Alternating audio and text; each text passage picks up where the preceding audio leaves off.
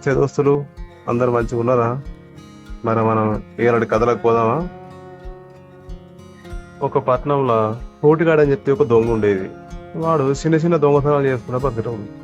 అయితే కొద్ది రోజులకి ఏమైంది, వానికి దొంగతనం రూకి నేనే చేసేది, నాకు ఏమన్నా పని చేస్తూ ఉంటా మంచిగా ఉండగా అని చెప్పి అనిపించింది. ఇక అట్లా అనిపించగానే వానికి ఒక ఆలోచన వచ్చింది. అదేంటంటే, ఎవరినైనా పోరని ఎత్తుకొచ్చుకొని వానికి అన్ని దొంగతనాలు నేర్పించి ఈ పనులను నేర్పించి వానితో అన్ని పనులు చేయించుకుంటే వీడు సుఖంగా ఉంటాడు కదా అనుకుంటాడు. ఇక అట్లా అనుకుని వాడు అట్లనే పురాణాల గురించి చెప్తా ఉంటాడు. ఒకరోజు ఇంటి బయట ఒక చిన్న పురాణం వండుకోబెట్టి ఇంట్లో పోతారు. ఇక ఇదే టైం అని చెప్పి వాడు ఆ పూరని ఎత్తుకొచ్చుకుంటాడు. ఇక గట్టినే పూరని ఎత్తుకపోయి వానికి అన్ని దొంగ పనులు లంగ పనులు నేర్పితాడు.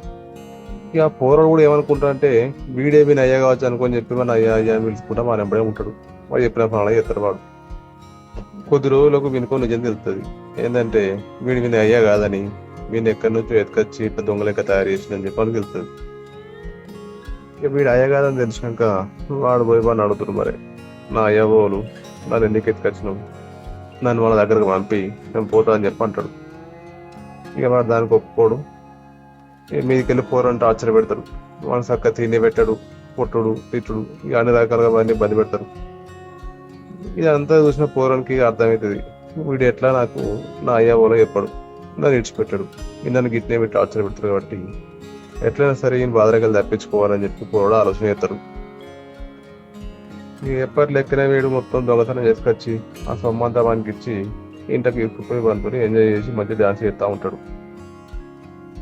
ఇక వంతుని ఎంజాయ్ చేసినట్టుగా చేసి వాడు ముందే తెచ్చుకున్న కిరోసిన్ తీసి వాని మీద పోసి వానికి ఏదో మాట పెట్టి మనం ఆగుంటుంది.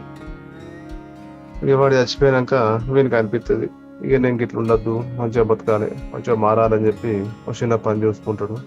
ఇక గట్లనే పనులు చేసుకుంటా వాడు పెరిగి పెద్దోడవుతాడు. ఇక పెద్దోడు అయినాక మనకి అనిపిస్తుంది, ఇక వాళ్ళ లెక్కనే అనాథలైన పిల్లలను దగ్గర తీసి వాళ్ళ చదువులు బుద్ధులు చెప్పి వాళ్ళ కోసం బతకాలని చెప్పి అనుకొని ఇక గట్లనే రోజులు గడుస్తూ ఉంటాయి.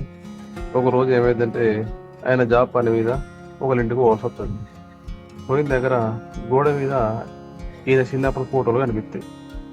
అవి చూసి వాడు షాక్ అయ్యి, ఈ ఫోటోలు ఎన్ని మెయిన్ ఉన్నాయి, ఆ ఫోటోలకు మీకు ఏం సంబంధం అని చెప్పి అడుగుతారు.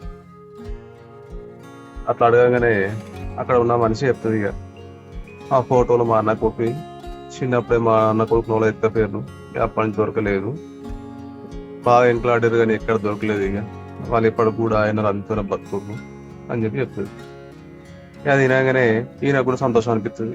ఇక చెప్తాడు, ఆ ఫోటోలు నాయే, నన్నే చిన్నప్పుడు ఒక దొంగ ఎత్తుకపోయాడు, ఇట్లా నాతో నన్ను దొంగతనాలు పనులు చేయించుకోను, తర్వాత నేను చంపి అక్కడి నుంచి వారిపోయినా, చిన్నప్పుడు అయ్యాబాకు దూరమే నేను ఎన్నో కష్టాలు పడ్డా, బాగా కష్టపడి బతికినా, దొరికినప్పుడు తిన్నా, దొరకకపోతే పస్తులు ఉన్నా, కనీసం ఇప్పటికైనా దేవుడికి నా మీద దయగలిగి మా అయ్యవ జాడ చూపించింది నాకు బాగా సంతోషంగా ఉంది. వెంటనే ఈ విషయాన్ని మా అయ్యవకి చెప్పుర్రి అని చెప్పి ఆయన దగ్గర ఉన్న చిన్నప్పుడు ఫోటో తీసి చూపిస్తాడు. ఆమె కూడా అది చూసి నమ్మి వాళ్ళ అయ్యవ్వకు ఫోన్ చేసి చెప్తుంది. ఇట్లా అందరు లాస్ట్ కలుసుకొని సంతోషంగా ఉంటారు. హాయ్ ఫ్రెండ్స్, ఇలాంటి మరికొన్ని కథలు కావాలంటే లైక్ చేయండి, షేర్ చేయండి, సబ్స్క్రైబ్ చేయండి, గంట గట్టి కొట్టండి.